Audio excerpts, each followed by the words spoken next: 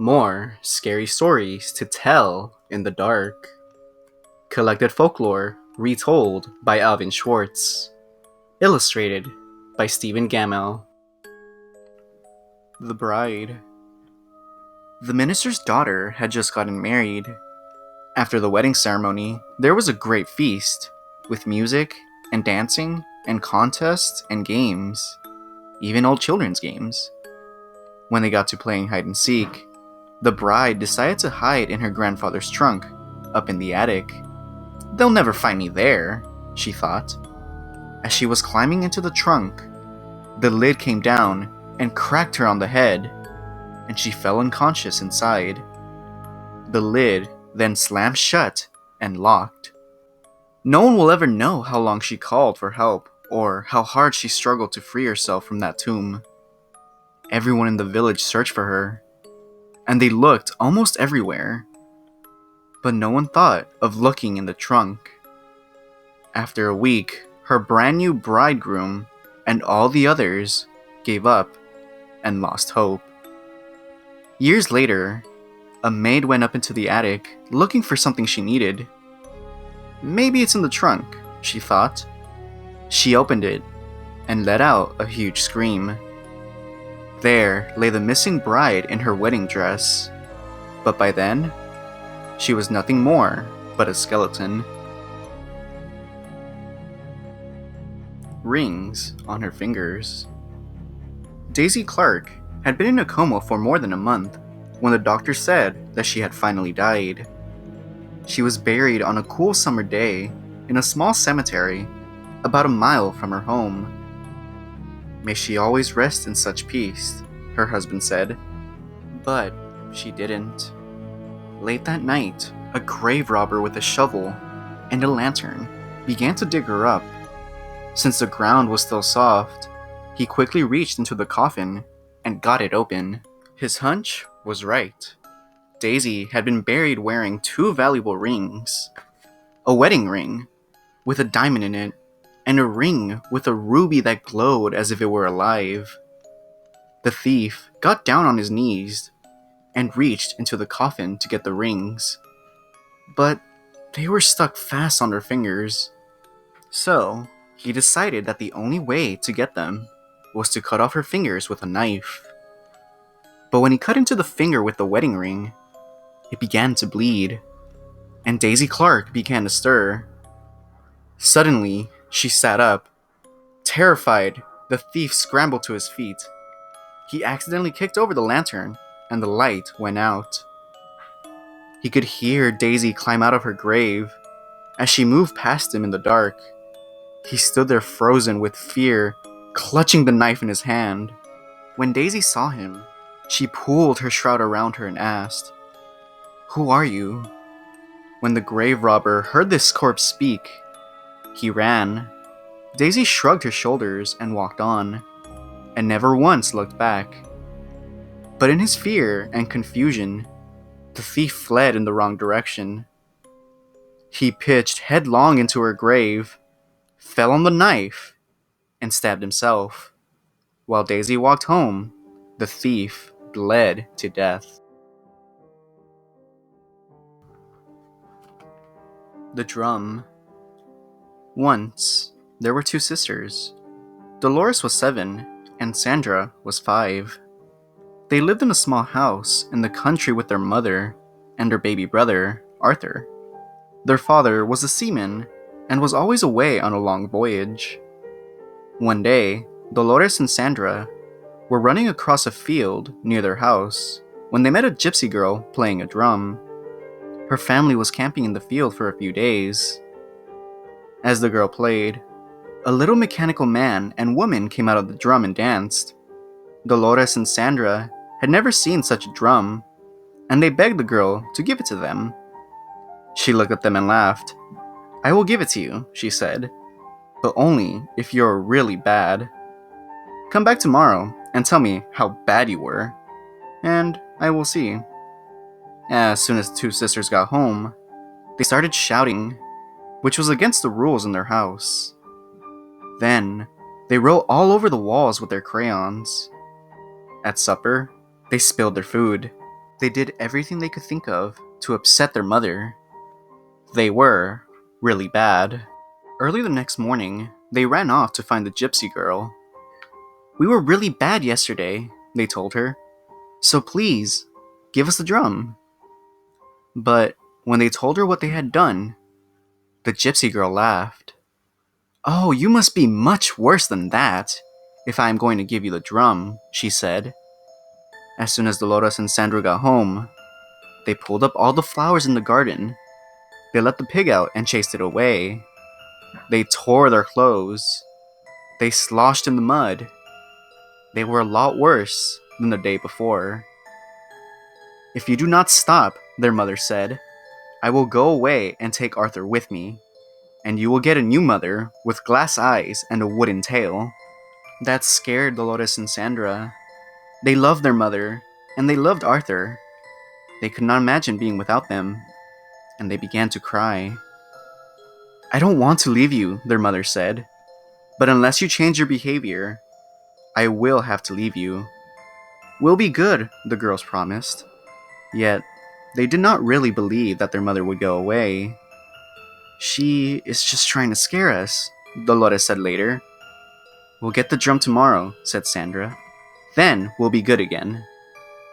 Early the next morning, they rushed off to find the gypsy girl. When they found her, she was playing the drum again, and the little man and woman were dancing. They told the gypsy girl how bad they were. They told the gypsy girl how bad they had been the day before. "That must be bad enough to get the drum," they said. "Oh no," said the gypsy girl. "You must be much worse than that." "But we promised our mother to be good from now on," said the girls. "If you really want the drum," said the gypsy girl, "you must be much, much worse." "It's only for one more day," Dolores told Sandra. "Then we will have the drum." "I hope you're right," Sandra said. As soon as they got home, they beat the dog with a stick. They broke the dishes. They tore their clothes to pieces. They spanked their baby brother Arthur. Their mother began to cry. "You are not keeping your promise," she said. "We will be good," said Dolores. "We promise," said Sandra. "I can't wait much longer," said their mother. "Please try." Early the next morning, before their mother was awake, Dolores and Sandra ran to see the gypsy girl. They told her about all the bad things they had done the day before. "We were horrid," said Sandra. "We were worse than we had ever been," said Dolores. "Can we have the drum now, please?" "No," said the gypsy girl. "I never meant to give it to you. It was just a game we were playing. I thought you knew that." Dolores and Sandra began to cry. They rushed home as quickly as they could, but their mother and Arthur were gone. "They are out shopping," said Dolores. Dolores continued, "They'll be back soon." But they were still not back when it was time for lunch. Dolores and Sandra felt lonely and scared. They wandered through the fields the rest of the day. "Maybe they'll be home when we get back," said Dolores. When they got home, they saw through the window that the lamps were lit, and there was a fire in the fireplace. But they did not see their mother and Arthur. Instead, there was their new mother, her glass eyes glistening, her wooden tail thumping on the floor. The window. Margaret and her brothers, Paul and David, shared a small house on top of a hill just outside the village. It was so warm one summer night that Margaret could not sleep.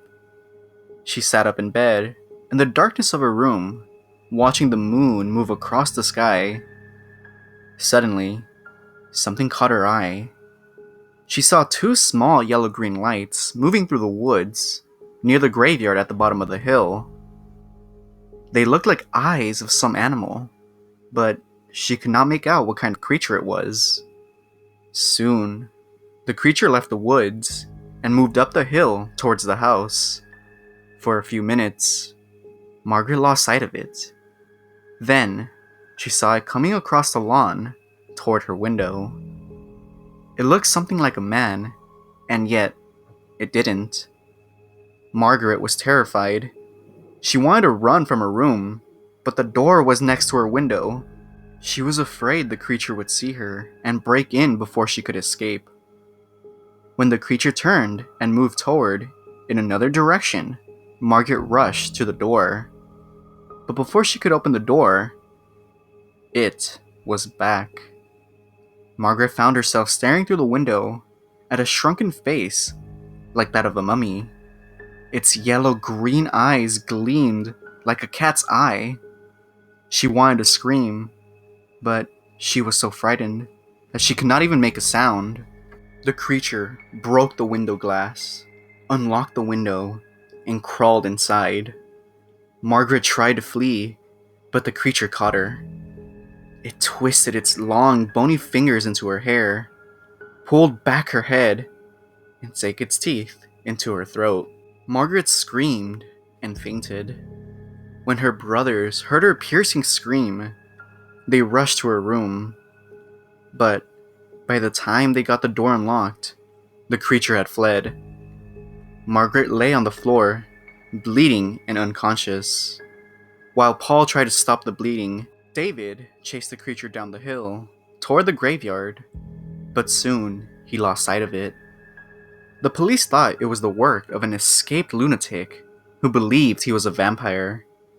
When Margaret recovered, her brothers wanted to move to a safer place where it would be harder to break in, but Margaret refused. The creature would never come back. She was sure of that. But, just in case, Paul and David began to keep loaded pistols in their rooms. One night, months later, Margaret was awakened by a scratching sound at the window. When she opened her eyes, there was the same shrunken face staring at her. That night, her brothers heard her cries in time. They chased the creature down the hill, and David shot it in the leg. But the creature managed to scramble over to the graveyard. It disappeared past the clearing, and made its way past an old burial vault. The next day, Margaret and her brothers watched as the sexton of the church opened the burial vault. Inside was a horrifying scene. Broken coffins, bones, and rotting flesh were scattered all along the floor. Only one coffin had not been disturbed. When the sexton opened it, there lay the creature with the shrunken face that had attacked Margaret. The telltale bullet was in its leg. They did the only thing they knew of to get rid of themselves of vampires. The sexton built a roaring blaze outside the vault, and fed the shrunken body to the flames. They watched the body burn, until nothing remained but ashes.